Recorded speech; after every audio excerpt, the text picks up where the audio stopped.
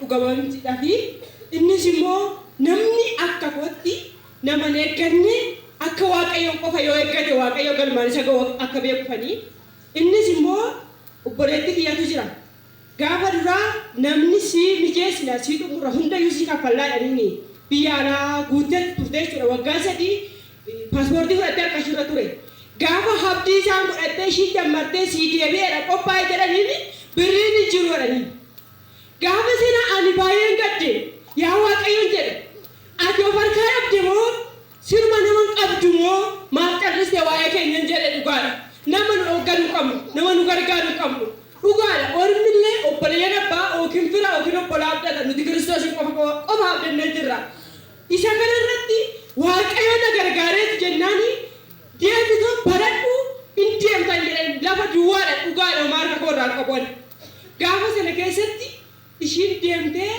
gaafa asii deemtu immoo birriin ishii nama harkaa qabatee deemtee birrii 3,000 kan ittiin barattu immoo birrii 6,000 isa kana immoo birriin harkaa qabu itti dabalee birrii 3,000 dabalee ergeetti inni kun achuma dhufamee odaa ishiin achi teessu warra birrii alaa qabu warra fira alaa qabu dabarsanii qoranii baasaa turan achi dhufeen obboleessa godhana jedhanii akkasitti obboleettiin kiyyaa rakkattee jirti siyoosiin warri barataan warri birrii qaban warri nama alaa qaban darbaniiru annen ta'a wanti nyaadhu qabu wanti dhuguun qabu waaqayyoon naa kadhachiisinaan jettee dhugaadha suura ishii fidee dhufeen dalacheessi dhabnaan haa gargaarsaatti kenne ishee booda qabde dhugaadha waaqayyo immoo ishii gargaaree jennaan asii waan jedhee dhaqatee biyya waaqayyo ishii gargaara hin ariifatiin jedhin achuma turtee waaqayyo naa eebbisaan jedhe akkasuma jedheen bakka ishii dhaabadheen harka koo qabatee kadhate amantiidhaan garuu gaafa achi deemtee qoramtu tokko faayaan dabarte isa kanaa waaqayyo kadhatee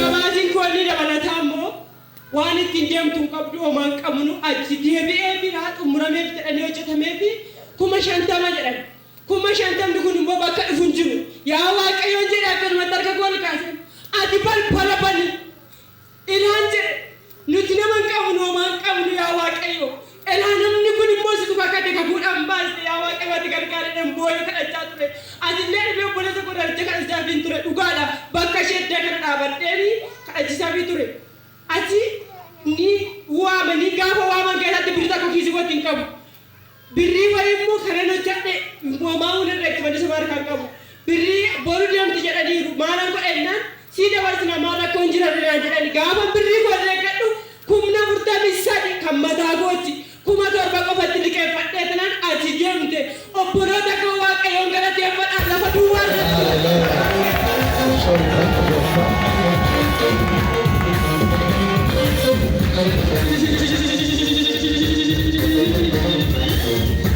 gabaatiin kun inni sadaffaan immoo asii deemtee nan biyyaan baatti rakkatte dhugaadha omtuu ishiin gargaaru homaan qabdu gaafa ishiin asii bilbilee fi ishiin rakkadheera akkasitti bakka waan hin godhamee wangeelaan itti fudhadhee deemna jalaa dhoksan zayitiin itti fudhadhee deemna jalaa dhoksan baay'een dhiphina keessa jira namni achi keessa jiru nama qabarru wayii jira kanaan booda kilaasiin koo kophaa miti nurra deemte biyyaa bulti maalan godha guyyaan guyyoon irratti dhufe lafan seenuu qabu dalajjeenaa kadhachisi jettee ammas deemtee naa bilbilte gaafa ishiin akkasattuu akka biyyaan baa deemte beekta waaqayyoon qofa kadhadhuun jedheen ishii jajjabeessi namni koommoo bo'aa ture maatii hundumtuu bo'aa turani lafa sana ammoo deebite iyyattee biirootti deebisanii biiroo ammoo gaafa deebitu torbee lama biiroo teesse garuu waaqayyo ammoo guyyaa deebit lafa iddoo ishii qopheesse iddoo gaarii ishii kaa'e waaqayyoon naa galateeffadha.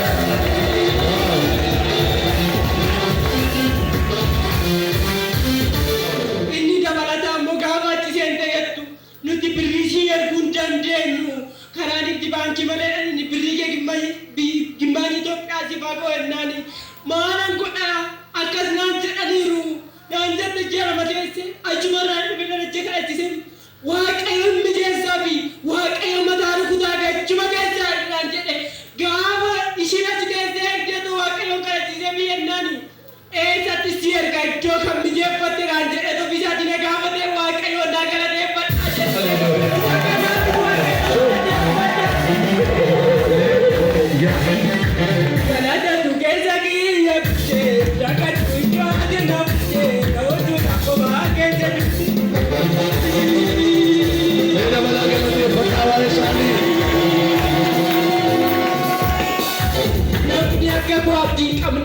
namni akka keenya bira qabne gooftarratti hoggata.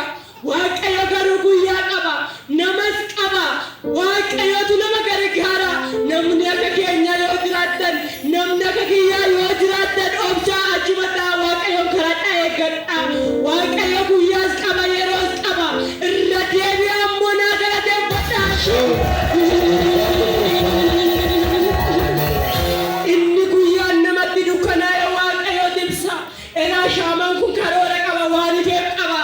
Elaa lafa saditti Waaqayyo haadha koo gargaare gadda mana keenya irra dabarse. Waaqayyo nu galateeffadhaa. Amantiin akka isheen taane Waaqayyo jabaan nu kadhadhaa jedhu amantii kootti na jajjabeessu.